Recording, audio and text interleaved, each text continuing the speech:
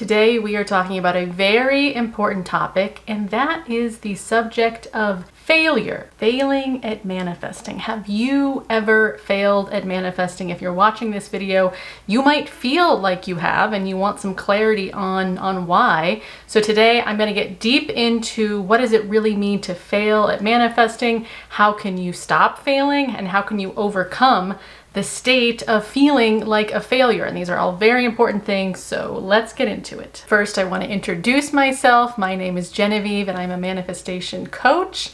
In the description below, I have lots of links to 2 different courses now. At the time of me publishing this video, I've got 2 very popular, important, and powerful courses. One is a 21-day How to Manifest Your Specific Person course. It's a master course.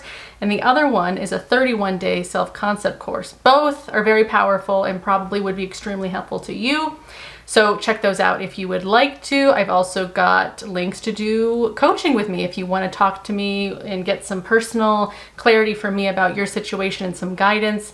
There's also a meditation for manifesting a male SP and just, yeah, lots of cool stuff down there. So check that stuff out and let me know if there's any other specific offerings that you would like me to create for you. I'm very open to whatever you feel that you would like for me. I'm totally open to creating new courses. There's one more course that's coming out that's not published yet, but it will be out very soon and you're gonna like this one too. But okay, now let's talk about this. So what does it mean to fail at manifestation? Some of you who may be watching this, maybe you have been manifesting or attempting to manifest for years perhaps. And so you're still here, you're still consuming the content, you're still open to learning, you still maybe even inside know intuitively that there is truth to the law of assumption in particular, and you know this does work and you keep coming back because you're like, I know this must work, but how come for me with my most important manifestation or manifestations, it hasn't materialized yet? Like you might be internalizing feeling like something is wrong with you, especially if you've been watching a lot of content creators who say, you know, you got to manifest in 48 hours or in 3 days. And if you don't see your manifestation within 3 days, then you need to keep affirming and blah, you got to keep doing it or whatever. It can make you feel like, oh my God, how come everyone else is getting their manifestations within 3 days? And I've been doing this for years and nothing has materialized, at least according to you yet. So I'm bringing this up, one, to validate you that you are not alone. There's a lot of people out there who are still learning, and that's good, but also still feeling like, even though they've been studying for years, maybe still feeling like there's things that they have failed at or have not gotten yet. And so you're not alone in that, but I'm going to try to get deeper into why. And the first thing I want to say though, in highlighting all of this, is do not let years or months or weeks, however long you think you've been trying to do this, that you perceive as a long time, however long you've been doing this, if you've been feeling like a failure for weeks or months or years, please let go of that identity, because that's part of what is causing the time to keep stacking up, is that you keep mistrustfully, if that's a word, relating to yourself around this. Like you just don't trust yourself as a manifestor anymore. A lot of you, maybe you do trust the law and you do trust the teachings on it, but you are forming a more and more mistrusting, broken relationship with yourself as the operant power if you keep even entertaining the idea that you have failed or that you are a failure or that you're not there yet. Like anything that makes you feel like you can't trust yourself, can't trust your manifestation because of perceptions of time or whatever, and comparison. If you're comparing yourself to other people's success stories too, that's so dangerous. And this is kind of like the biggest thing that could be your block. And of course it is, especially when it comes to law of assumption. If you're perceiving yourself as a failure, if your I am is, yeah, I'm a failure, well then of course you're seeing evidence that you are failing at manifestation if you are identifying in that way towards your manifestation. So that's just the first thing I have to say there, is like, please just let it go. Let it go that it's been years or months or weeks. Let it go that you're still learning, and really know that yes, this stuff does work, but you as the operant power have to get into an I am that is so self-trusting and is really making all of this about, again, as I say in a lot of my videos, about you simply acknowledging that you can have the experience that you want right now, regardless of the 3D, regardless of if the people around you are validating you in the way that you want yet. So I just have to say that. So I want you to get a clean slate, like come into this now as if you're not jaded by your past experience, because the more you keep carrying that jadedness, that resentment that it hasn't worked for you yet, it is just going to keep piling up, and you're going to stay in that hamster wheel of perceiving yourself as a failure because you keep taking past experiences and making them a relevant thing for your current experience. And as you know, with law of assumption, we are not referring to the past, especially not the manifested past, if we don't like it, to inform where we can go. If you're looking to the past as like, oh, well, it never worked, in the months in the past, so how could it ever work now? If you're doing that, you are missing the entire premise of law of assumption. In law of assumption, you are going into a different reality, a different movie, a different script where everything does work out for you. And in that movie, this past that you keep referring to is not legitimate. It does not exist. It is irrelevant. It is in a different sphere, someone else's life. It's not your life. So the more you keep looking at the past and looking at everything that's happened so far and saying, yep, it's never happened yet, so it's not going to happen in the future, then it's like, well, then no wonder that you're in this place. So with that said, I now want to read to you a passage from Neville Goddard's Power of Awareness. And if you haven't read that book in particular of his yet, I would definitely recommend it if you are a law of assumption person. He covers so much of like the basics of law of assumption in this book. And he even has a little chapter on failure and why the law of assumption fails. So I want to read just a part of it to you, and then we're going to talk about it. All right, here we go. The Power of Awareness, 24, Failure. This book would not be complete without some discussion of failure in the attempted use of the law of assumption. It is entirely possible that you either have had or will have a number of failures in this respect, many of them in really important matters. If reading this book, having a thorough knowledge of the application and working of the law of assumption, you faithfully apply it in an attempt to attain some intense desire and fail, what is the reason? If to the question, did you persist enough, you can answer yes, and still the attainment of your desire was not realized, what is the reason for failure? The answer to this is the most important factor in the successful use of the law of assumption. The time it takes your assumption to become fact, your desire to be fulfilled, is directly proportional to the naturalness of your feeling of already being who you want to be, of already having what you desire. The fact that it does not feel natural to you to be what you imagine yourself to be is the secret of your failure. Regardless of your desire, regardless of how faithfully and intelligently you follow the law, if you do not feel natural about who and what you want to be, you will not be it. If it does not feel natural to you to get a better job, you will not get a better job. The whole principle is vividly expressed in the Bible phrase, you die to your sins, John 8:24. You do not transcend from your present level to the desired state. So what Neville's really saying here is you can affirm 1,000,000 times, you can persist in your positive thinking for months and months and months, but if it never feels like you, if it never feels true about you, if the things that you're saying, if the things you're trying to believe never really feel like yours, and you're just saying them because you're trying to get them to feel like yours, but if they never feel natural, if they never feel like, yes, I can easily identify as that, then that is why it doesn't work. And I know for most of you who are manifesting a specific person, this is where this principle of naturalness feels the most bothersome, because some of you have so many hang-ups about the past, the particular baggage with this person, the particular assumptions you formed because of your perceptions of this person and yourself in relation to this person, that it's difficult for you to start feeling natural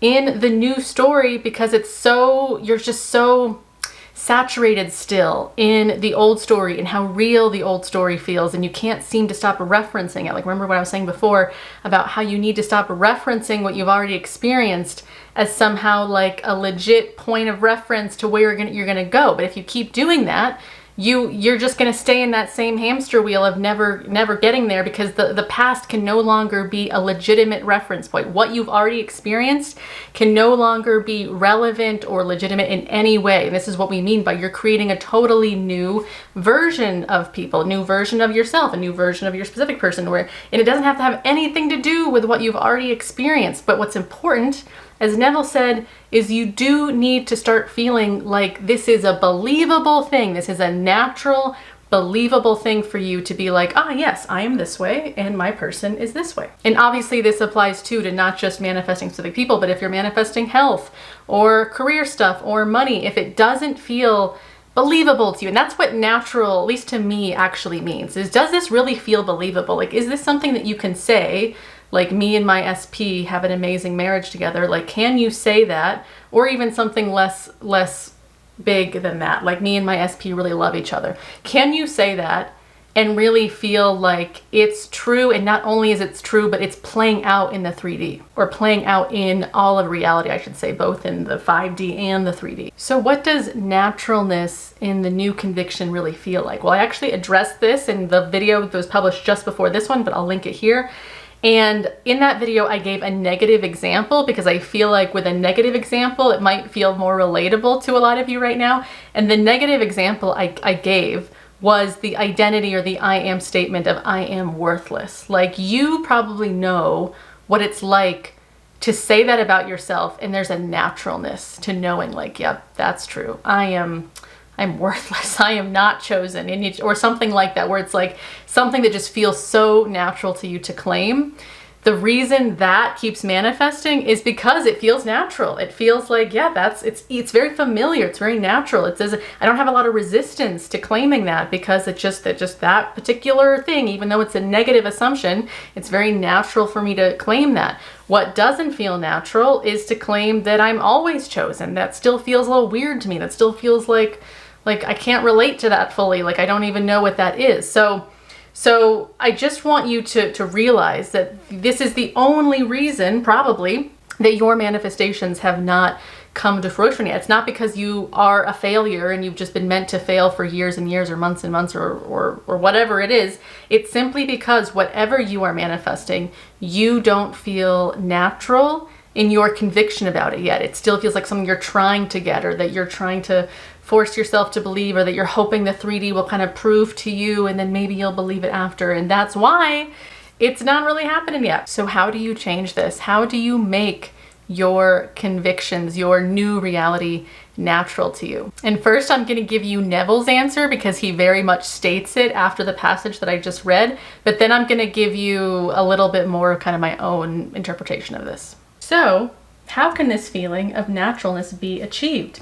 The secret lies in one word: imagination. Neville Goddard in particular was all about seeing things real in your mind's eye, which is why he was such a huge teacher of SATs and imaginal acts, is because, and there's actual science behind this, because when your mind is very vividly seeing, again, from first person, a scene taking place, and the you behind the scene is seeing it as if like, yep, this is real. Like, I am seeing this. It's not just a fantasy. This is very real. If the you behind it is seeing it, knowing that you are seeing reality, and you're seeing it and you're practicing seeing it very focused, very crisply, you are seeing the scene as if it's real, that is the closest thing to the subconscious recognizing the 3D. And so because it sees this and it thinks, oh wow, that is reality, it's very close to the 3D, your subconscious absorbs it faster and is like, okay, cool, that's what's real, because I see it, I've experienced it, I've already experienced it, I've seen the whole thing in my mind, and therefore it's real, therefore it's already happened. And the more that you do that, the more your subconscious is like, oh, so this is natural now, because I've already experienced this so many times in my imagination in a very real way. It is therefore real. So this is a really good thing to keep in mind, that if you have been doing just affirmations or just scripting or just doing like subliminals or whatever, and that hasn't felt like enough yet, you might want to do some really focused, purposeful, imaginal acts in which you are seeing a scene that implies that your wish has already been fulfilled, and that you're seeing a scene that implies that yes, me and this person were already together, or I already have the job that I want, or I already passed my exam, or I'm already so healthy. Like, you're seeing something that implies that you've already gotten past this current reality that you are resisting so much. You're resisting so much because you're trying so hard to change it. But again, you cannot change this reality. You have to go to another reality, a different place that implies you're in a totally different place. So that's the strict Neville Goddard way of addressing failure and manifestation. But I want to say one more thing about how to maybe get some more naturalness in your new convictions so that you do not feel like a failure. And this is something that I've alluded to in my other videos, and it simply is to process properly this old reality that you are trying to run from. And by that I mean, a lot of you, again, especially if this is an SP situation, you've been through a lot of heartache and maybe even trauma and difficult things. And again, this isn't just about SP stuff. This could be about health. This could be about work. This could be about so many things that you've just been through so much. So part of the reason you're in a lot of disbelief or just feeling like totally resistant to even the suggestion that you could be in a reality where none of that stuff exists is because it hasn't been processed within you yet. It's still like repressed, stuck stuff. A lot of you are just in total survival states where you're just really feeling stuck within yourself. And when you're in such almost like a traumatized state like that, it is really hard to believe in, again, a totally different reality. So find ways to process the raw emotion is the way that I personally like to do it. And with my clients, I like to walk them through a somatic releasing technique that can kind of help you to get to the raw emotional stuff. Because that's, for me, I don't want you to get too caught up in your head in like a therapy way, because just talking about this stuff too much is gonna accidentally keep you identified to the old story. So it's not that you need to like do all this therapy, unless for you it really is helpful. So, you know, to each their own. If it's really helpful for you to do like a therapy approach to the old story, that's fine. But for me, I have found that if I can just get space from these old narratives that have felt natural to me in the past, and instead I can kind of go around them, see, okay, that's just a narrative, and then go straight into my body, into processing the raw emotion that hasn't quite been freed up yet. That helps a lot with being able to then get back to neutral and be able to have a little bit more ease and naturalness and familiarity with the suggestion of stepping into the new story. So that is another thing for a lot of you guys. So I hope this video helped you today. I hope you realize that even Neville Goddard was talking about how freaking common failure is. Like, so I think a lot of you feel like you are the only ones and this works for everybody or whatever. And the more you can see the law of assumption as really it is a science. And so it's not personal. Like, if it's not working, it's not like personal about you. It's just that it's like doing the recipe correctly. You're not putting together the ingredients correctly to make the cake you want. You've got to see it as a science and kind of address all of these things more objectively and not be so caught up in like allowing this idea of failing at manifesting to add into your victim story, because a lot of you guys are doing that. Like, your victim stories are so strong, you'll just take any little bit of evidence to make you so special in that victim story. So anyway, so I will let you guys go here, but let me know what your other questions are, and I will try to answer them in videos if I think they're going to be helpful for a lot of people, and I will talk to you in my next video. All right, bye.